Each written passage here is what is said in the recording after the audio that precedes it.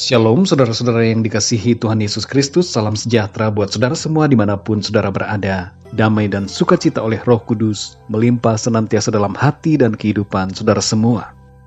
Renungan hari ini membahas tentang virus corona menurut pandangan Alkitab. Fenomena penyebaran dan korban yang berjatuhan dari virus corona membuat kita bertanya apa sebenarnya yang sedang terjadi. Apa yang dikatakan Alkitab mengenai peristiwa ini?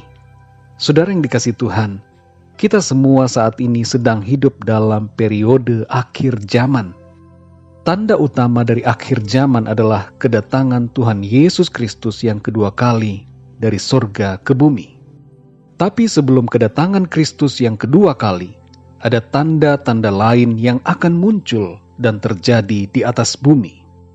Rasul Yohanes menerima pewahyuan dari Tuhan mengenai apa yang akan terjadi sebelum kedatangan Tuhan ke bumi. Dalam Wahyu 1 ayat 19 dikatakan, "Karena itu tuliskanlah apa yang telah kau lihat, baik yang terjadi sekarang maupun yang akan terjadi sesudah ini."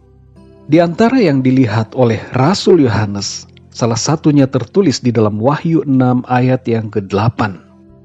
Dikatakan demikian, "Dan aku melihat, sesungguhnya ada seekor kuda hijau kuning, dan orang yang menungganginya bernama Maut, dan kerajaan Maut mengikutinya.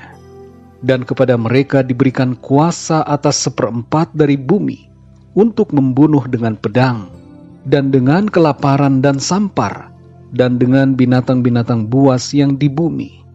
Saudara yang dikasihi Tuhan, dalam bahasa aslinya, kata sampar ini disebut sebagai Thanato, yang artinya plak atau suatu wabah penyakit yang luar biasa efeknya pada manusia. Perhatikan ayat-ayat dalam Wahyu 6 ayat yang ke-8 ini, bahwa maut ini terjadi oleh karena pertama, pedang, yang berbicara tentang peperangan, konflik dan pertikaian yang besar. Kedua, kelaparan. Tiga, wabah penyakit. Yang keempat, binatang. Terjemahan aslinya berbicara tentang binatang liar. Hal ini berhubungan dengan serangan binatang baik langsung maupun tidak langsung, nampak atau tidak nampak, disadari atau tidak disadari, yang menyebabkan kematian atau penyakit parah yang berujung pada kematian. Ingatlah bahwa nyamuk, seekor binatang yang kecil sekalipun, bisa menyerang manusia dan menyebabkan kematian akibat demam berdarah atau malaria yang ditimbulkannya. Di era tahun 1950-an, ratusan ribu orang di Indonesia meninggal akibat wabah malaria. Saudara yang dikasihi Tuhan, ayat 8 dari Wahyu 6 mengatakan bahwa ada 1/4 populasi manusia di bumi yang akan dibunuh dan mati.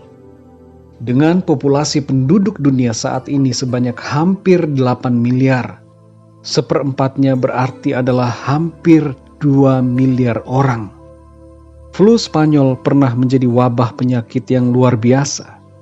Pada tahun 1918, flu Spanyol menginfeksi 500 juta penduduk dunia dan membunuh 50 juta orang. Jumlah ini mencakup sekitar 5% penduduk dunia saat itu. Saudara yang dikasihi Tuhan, coronavirus yang dimulai dari Wuhan, Cina, barulah merupakan gambaran kecil mengenai bagaimana dampak dahsyat dari penyakit yang luar biasa yang akan menimpa bumi ini. Virus corona hanyalah salah satu wabah penyakit yang muncul, yang harus menjadi pengingat bagi kita dan membangkitkan kesadaran kita semua bahwa pada akhir zaman, peristiwa wabah yang luar biasa dahsyat akan benar-benar terjadi. Namun saudara yang dikasihi Tuhan, kita tidak perlu takut menghadapi hal-hal seperti ini. Kita hanya perlu mendekat kepada Tuhan, hidup dalam kesetiaan dan ketekunan iman.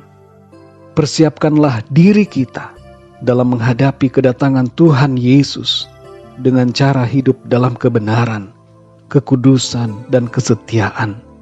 Pertahankan iman selalu kepada Tuhan. Sekali lagi, saudara,